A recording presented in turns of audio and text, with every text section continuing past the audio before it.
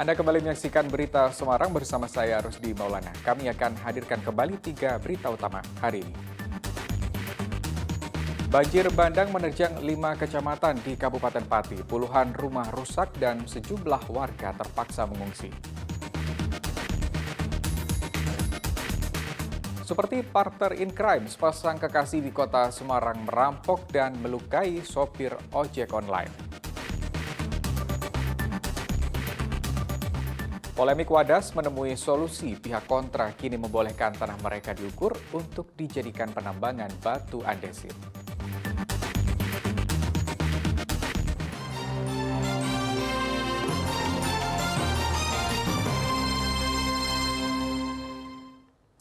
Dampak kenaikan tabung LPG 12 kg, warga Klaten kini beralih menggunakan tabung gas subsidi 3 kg karena harganya lebih terjangkau.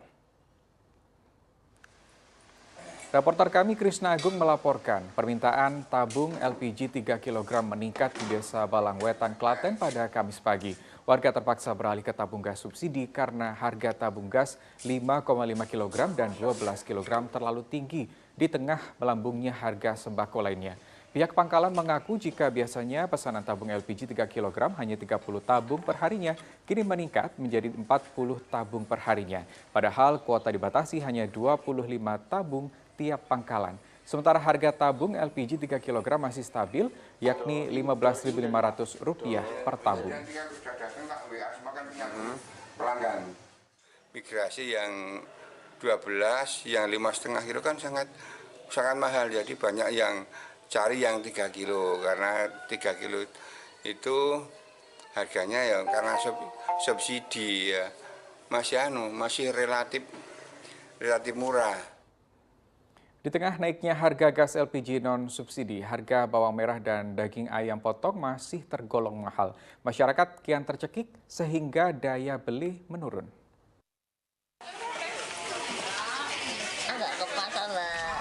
Sepekan setelah perayaan Idul Adha, harga daging ayam potong dan bawang merah di pasar tradisional Desa Kebun Dalem Lor, Prambanan, Klaten masih mahal. Bawang merah masih dijual dengan harga Rp70.000 per kilogram. Sedangkan bawang putih berkisar antara Rp23.000 hingga Rp30.000 per kilogram. Petani gagal panen diduga menjadi pemicu belum turunnya harga bawang. Itu ledo nanem ya kurang baik tadine nggak panen.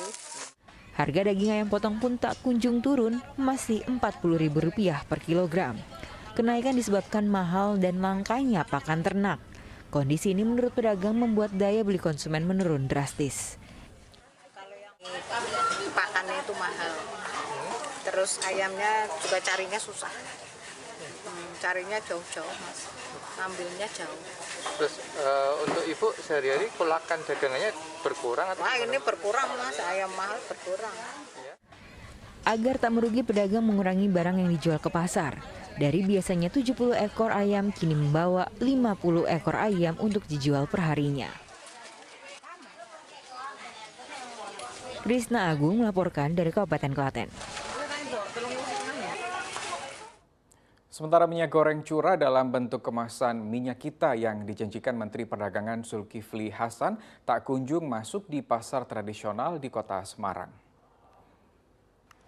Berdasarkan pantauan dari Pasar Simongan, Kota Semarang Kamis pagi, minyak goreng curah kemasan minyak kita belum beredar. Padahal minyak yang diluncurkan Menteri Perdagangan Zulkifli Hasan begitu dinanti pedagang karena harganya murah, yakni Rp14.000 per kilogram.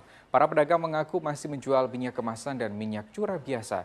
Minyak kemasan dijual seharga Rp22.000 per liter, sedangkan minyak kemasan dijual Rp16.000 per liter.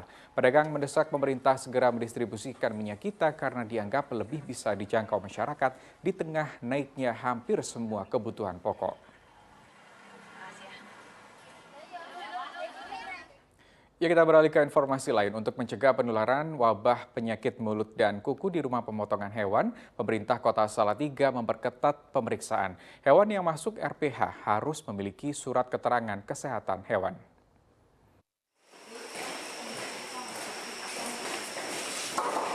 Istirahatan RPH ini Sapi yang baru tiba di ruang peristirahatan RPH ini dicek kesehatan sebelum dipotong. Pemeriksaan mulai dari suhu badan, kondisi mulut, dan kaki. Hewan dari luar kota Salatiga juga dicek surat keterangan kesehatan hewan. Jika terindikasi sakit PMK ringan, RPH tetap melayani pemotongan dengan sejumlah syarat. Jeroan, kaki, tulang, dan kepala harus direbus selama 30 menit di air mendidih. Selain itu, biaya pemotongannya juga berbeda. Sapi yang terkena PMK dikenai biaya Rp100.000, sementara sapi sehat tetap Rp25.000.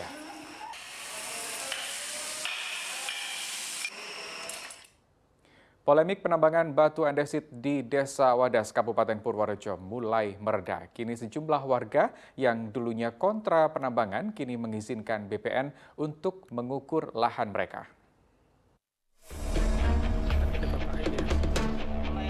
Pengukuran lahan untuk tambang batu andesit di Desa Wadas, Kecamatan Bener, Kabupaten Purworejo kembali dilanjutkan. Kali ini tak ada lagi perlawanan dari warga. Mereka dulu yang menolak kini mendampingi petugas BPN untuk mengukur lahan. Sebagian warga memilih mengikhlaskan lahan untuk diambil dan dibangun bendungan Bener.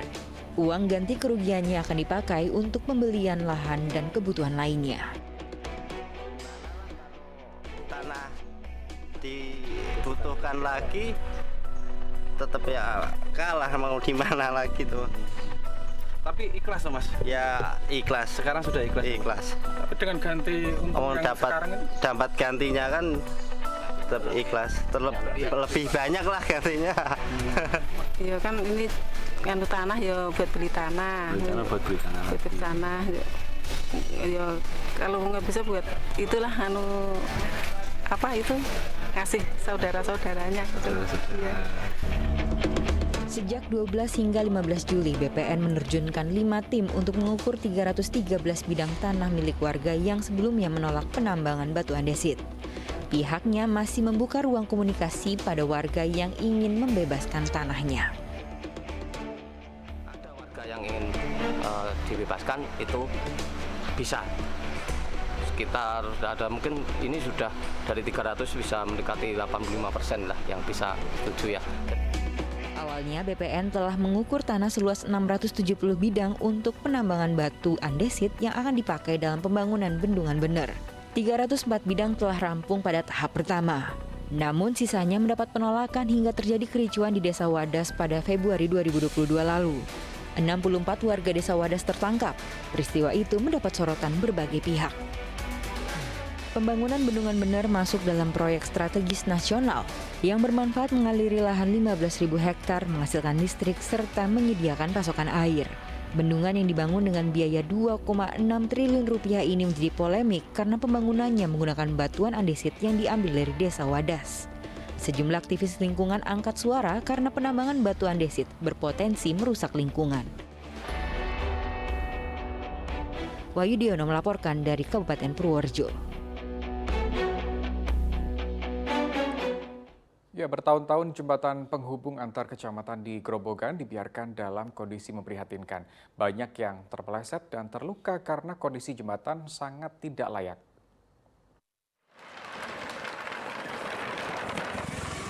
Jembatan penyeberangan ini jauh dari kata layak. Kondisi ini sudah terjadi beberapa tahun terakhir. Warga Dusun Bulak Harjo, Kecamatan Toro, Kabupaten Grobogan ini harus berhati-hati saat menyeberangi Sungai Glugu. Lapuknya kayu membuat jembatan ini bergoyang saat dilintasi. Meski begitu, warga tetap melintas karena menjadi jalur yang paling dekat untuk menyeberang dari Geyer ke Sragen. Banyak sekali korban, di sekitar ada 10 orang yang jatuh. Ada yang kakinya patah, kepalanya pecah. Nyampe sekarang ada yang masih cacat, masih ada. Hanyut Pak kalau banjir? Kalau banjir sangat mengerikan banget, soalnya jembatan ini goyang sekali. Sehingga sampai orang mau nyebrang lewat jembatan ini aja nggak berani. Jembatan yang sudah ada pada zaman Belanda ini sempat diperbaiki warga secara swadaya. Kini kondisi jembatan yang lebarnya 1 meter dengan panjang 20 meter semakin memprihatinkan. Apalagi saat air sungai meluap, tak sedikit material jembatan yang terbawa arus. Warga meminta pemerintah untuk membangun jembatan penyeberangan yang layak. Arif Nur melaporkan dari Kabupaten Grobogan. Kita simak informasi lain, kurangnya peserta didik masih terjadi di Kabupaten Semarang. Bahkan SD Negeri Sugihan 3 tidak memiliki murid baru di tahun ajaran baru.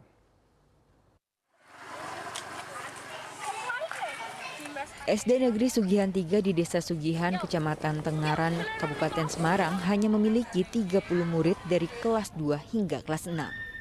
Kepala sekolah mengatakan faktor yang membuat sekolahnya tak memiliki murid baru di tahun ini karena lokasinya yang jauh dari permukiman. Selain itu, anak usia 7 tahun tidak ada di sekitar sekolah. Lokasi sekolah yang jauh dari pemukiman. Itu pertama. Yang kedua, anak usia sekolah tahun ini tidak ada. Kalaupun ada, rumahnya lebih dekat ke sekolah yang lain. Selain tak punya murid baru, sebagian kondisi sekolah rusak. Atap ruangan kelas juga rusak namun masih dipakai untuk belajar. Para murid pun harus waspada saat belajar agar tidak kejatuhan atap. Ya, hati-hati aja. Hati-hati ya, tapi was-was takut? Iya. Terus inginnya apa? Segera diperbaiki. Biar apa? Biar bisa nyaman belajarnya. Untuk menarik murid baru, pihak sekolah akan membuat TK rintisan dengan menggratiskan semua fasilitas dan perlengkapan belajar. Namun syaratnya murid TK nanti masuk ke SD Negeri Sugihan 3. Pihak sekolah juga berharap gedung sekolah segera direnovasi untuk keamanan dan kenyamanan belajar.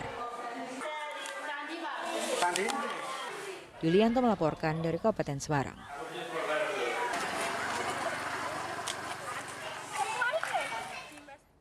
Demikian berita Semarang hari ini. Atas nama rekan yang bertugas, saya Rusdi Maulana mengucapkan terima kasih atas kebersamaan Anda. Selamat beraktivitas dan sampai jumpa.